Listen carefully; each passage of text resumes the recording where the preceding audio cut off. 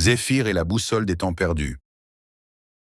Un matin brumeux, alors que les rayons timides du soleil s'infiltraient par les fenêtres poussiéreuses du grenier, Zéphyr, un renard à l'esprit aussi vif que son pelage flamboyant, fouillait parmi les souvenirs oubliés de sa maison. Depuis son plus jeune âge, il avait une passion pour les objets anciens et mystérieux.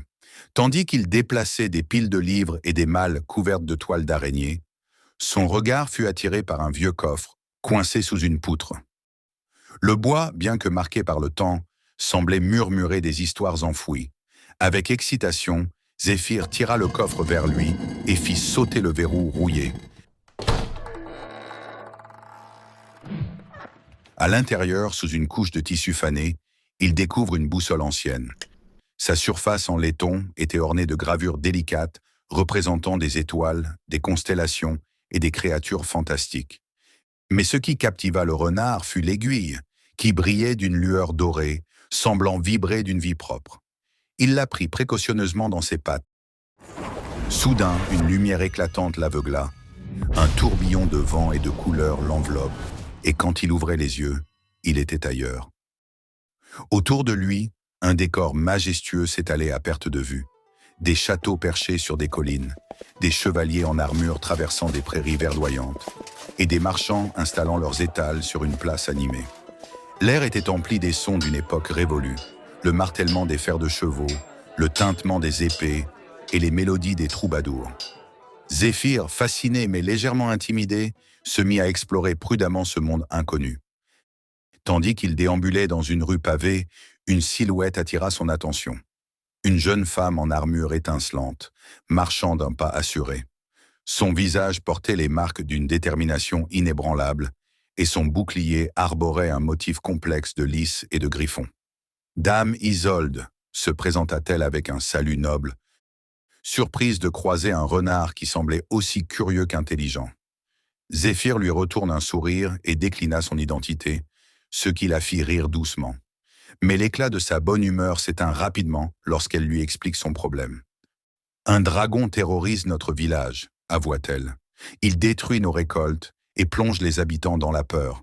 Je suis chargé de l'affronter, mais je crains de ne pas être à la hauteur. » Touché par son récit, Zéphyr, malgré son apparence modeste, propose son aide. « Peut-être qu'ensemble, nous pourrons trouver une solution, » dit-il avec assurance.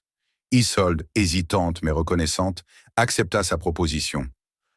À l'aube, ils partent en quête du dragon. Leur voyage fut marqué par de nombreuses épreuves. Ils traversèrent des forêts où les arbres semblaient chuchoter des secrets, escaladèrent des collines escarpées et suivirent le cours de rivières scintillantes. En chemin, Zéphyr a surpris Isolde par son instinct naturel et sa capacité à repérer des indices dans l'environnement. De son côté, Isolde racontait des légendes anciennes sur les dragons et les chevaliers, partageant des récits empreints de sagesse. Une nuit, autour d'un feu de camp, ils discutèrent des motivations du dragon. Zéphyr, observateur, suggère que la créature pourrait être en détresse. Et si ce n'était pas la malveillance, mais la douleur, qui le poussait à agir ainsi? Isolde, pensive, hocha la tête. Ils atteignirent enfin la tanière du dragon, une caverne nichée dans une falaise. À l'intérieur, la créature imposante les attendait. Son corps était couvert d'écailles scintillantes, mais son regard était empreint de souffrance. Loin d'attaquer, le dragon gémissait doucement, repliant ses ailes autour de lui. Zéphyr remarque immédiatement les blessures sur ses pattes, probablement causées par des pièges humains. « Il souffre », murmura-t-il. Isolde, émue, s'agenouilla à ses côtés. Ensemble, ils utilisèrent des plantes médicinales qu'ils avaient cueillies en chemin et bandèrent ses blessures avec des étoffes qu'Isolde portait. Le dragon, d'abord méfiant, se laissa soigner.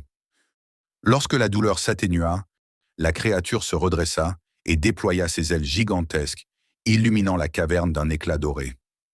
D'un souffle chaud et vibrant, il exprime sa gratitude. En guise de remerciement, le dragon invite Zéphyr et Isolde à monter sur son dos. Le cœur battant d'excitation, le renard et la chevalière acceptèrent.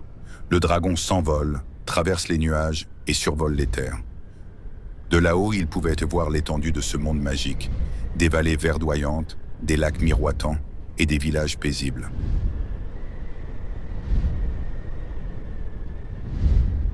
De retour au village, le dragon atterrit doucement. Les habitants, d'abord effrayés, furent émerveillés de voir la créature paisible en compagnie de leur héros. Isolde leur raconte leur aventure, insistant sur la sagesse et la compassion de Zéphyr. Le dragon, après un dernier salut, s'élève dans le ciel et disparaît à l'horizon, libre et guéri. Une fois la paix rétablie, Zéphyr envoya un appel familier. La boussole dans sa poche vibra doucement. Il fit ses adieux à Isolde, qui lui promet de garder son souvenir vivant. De retour dans son grenier, Zéphyr ouvre les yeux. Tout était comme avant, sauf dans son cœur, où l'aventure brûlait encore avec éclat.